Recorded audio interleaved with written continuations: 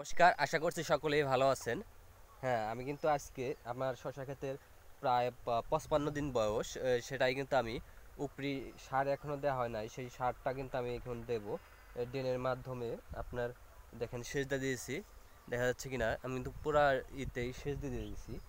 সেচের ভিতরে কিন্তু আমি এই সার দিয়ে দেব। এখানে কিন্তু আমি এই যে সার নিয়ে এসছি অলরেডি, এটাই কিন্তু সার আমার। দেখেন দেখা যাচ্ছে কিনা, এগুলা কিন্তু আমার এই ডিএন দিয়ে দেবো। মানে এখানে আছে আপনার খৈলের গোড়া এবং কি ট্রাইকোডার্মা। এগুলো দিলেই কিন্তু আপনার শশা গাছ বলেন যে কোনো গাছ, সরিষার খোল কিন্তু খুব একটা উপকারী একটা সার, জৈব সার। এটা আপনার মনে করেন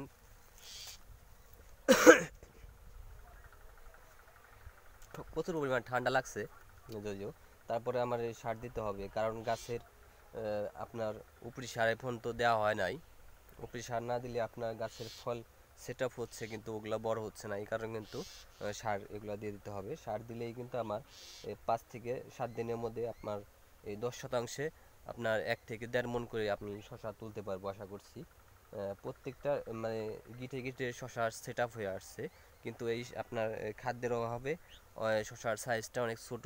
কিন্তু আমি এই যে আজকে সেচ দিয়ে দিয়েছি, হয়তো বা আমার 4-5 দিনের মধ্যে আমি শশা হারভেস্ট করতে পারবো।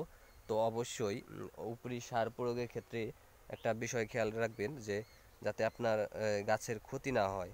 অতিরিক্ত সার প্রয়োগ করলে কিন্তু গাছগুলো আপনার ওই সারের অতিরিক্ত পাওয়ার কারণে কিন্তু গাছগুলো স্টক করতে পারে। এগুলো কিন্তু খেয়াল করে সার দিতে হবে। আমি এখানে কিন্তু শুধুমাত্র ট্রাইকোডার্মা এবং কি এই খৈল, সরিষার খোল যেটাকে বলে, এটা কিন্তু সম্পূর্ণ জৈব। ট্রাইকোডার্মা আপনার জৈব জৈব কীটনাশক।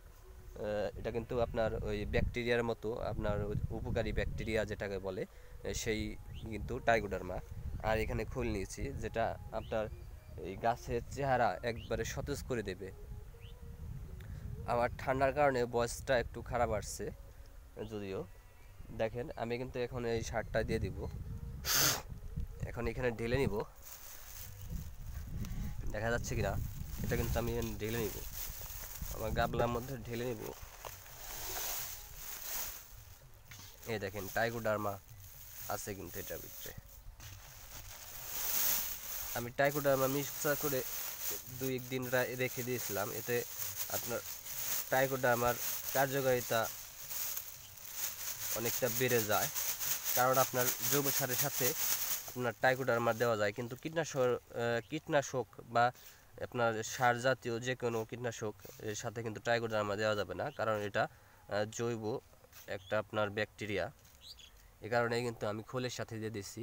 আপনারা কিন্তু ওই খোল বা আপনার জৈব সার যেটা আপনার ভার্মি কম্পোস্ট, সেটার সাথে মিক্সার করে দিতে পারেন, কিন্তু অবশ্যই আপনাকে সেটা জৈব হতে হবে। কীটনাশক জাতীয় কোনো মেডিসিনের সাথে কিন্তু টাইকোডার্মা ব্যবহার করা যাবে না। টাইকোডার্মা ব্যবহার করলে কিন্তু টাইকোডার্মার কোনো কার্যকারিতা থাকবে না। অবশ্যই আপনারা যে কোনো জৈব সারের সাথে মিক্সার করে দিয়ে দিবেন। আমি কিন্তু এখন দিয়ে দেবো। আশা করছি আপনারা এটুকু খেয়াল রাখবেন, যাতে আপনার গাছ অতিরিক্ত সার দিলে কিন্তু আপনার গাছের ক্ষতি হবে। তাই আপনার ফল বাড়ছে না বা গাছের গ্রোথ হচ্ছে না বলেই কিন্তু আপনি অতিরিক্ত সার ব্যবহার করলে আপনার পুরো প্রজেক্টটা কিন্তু লস হয়ে যেতে পারে। এদিকে খেয়াল রেখে আপনারা সবসময় কাজ করবেন। আজকে আর কিছু বলছি না, অবশ্যই মানে আমার শরীরটা একটু অসুস্থ, এই কারণেই কিন্তু আশা করছি সকলে ভালো থাকবেন এবং কৃষিতে যারা ভালো করছেন বা আমার ভুল ত্রুটি থাকলে অবশ্যই আপনারা কমেন্টের মাধ্যমে বলবেন। আমি কিন্তু নতুন, হ্যাঁ, আমার পরামর্শ যে আপনাদের গ্রহণ করতে হবে এমনটা নয়।